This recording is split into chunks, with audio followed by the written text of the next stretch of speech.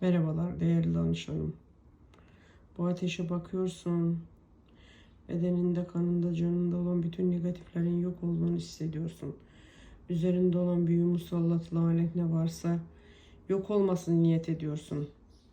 Şansının, bahtının açılması, kara kuvvelerin üzerinden gitmesini niyet ediyorsun. Şu an seni hüddam arınmasıyla, Mayer isminin hükmüyle temizliyorum. Mahir dediğimi her yerde bulacaksın, izleyeceğim beni. Nasıl bir enerjiye sahip olduğumu göreceksin. Ben şu an seni Mahir isminin hükmüyle üzerinde olan kara büyülerden, negatiflerden, göz lanet ve ağır lanetlerden, ağır nefeslerden arındırıyorum. Ateşe bak ve ateşin görevlileri gelsin seni temizlesin. Allah'a sığın, Allah'tan medet ve Allah'ın izniyle arın. Şu an sende olan negatifler neyse kendini gösterebilir.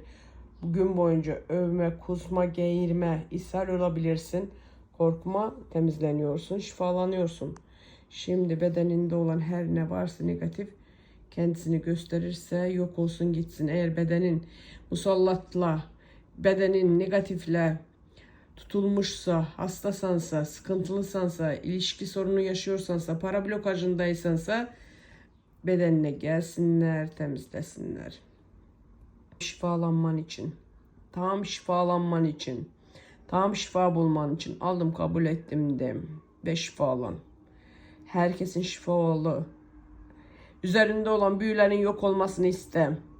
Papaz büyüsü, Yahudi büyüsü, mezar büyüsü, eşler arasında sıkıntı, para blokajlarına yapılan büyüler, topraklar, kapınızın önüne atılan büyü tarzı, gözde görünen ve görünmeyen kara kuvveleri bu ateşte yakıyorum, yok ediyorum. Yakıyorum, yok ediyorum.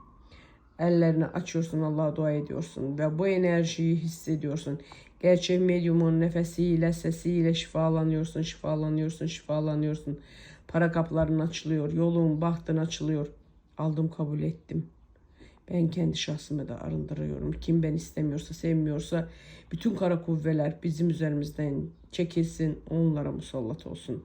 Bugünden itibaren asla ve asla Allah'ın sözünden çıkmayan kullardan olalım ve elini büyüye götürenleri çarım çarım çapsın bu ateşin görevlileri. Bu ateşin görevlileri şifa getirsin. Nasibine uğur getirsin. Aldım, kabul ettim, yaz ve şifalan. Ne niyetin varsa iste, tez zamanda olacağını dile. 3 gün içinde en büyük niyetine kavuş. 3 gün içinde şifalan, temizlen, arın. Evinde, hanende kötü büyüler tutma, muskalar tutma.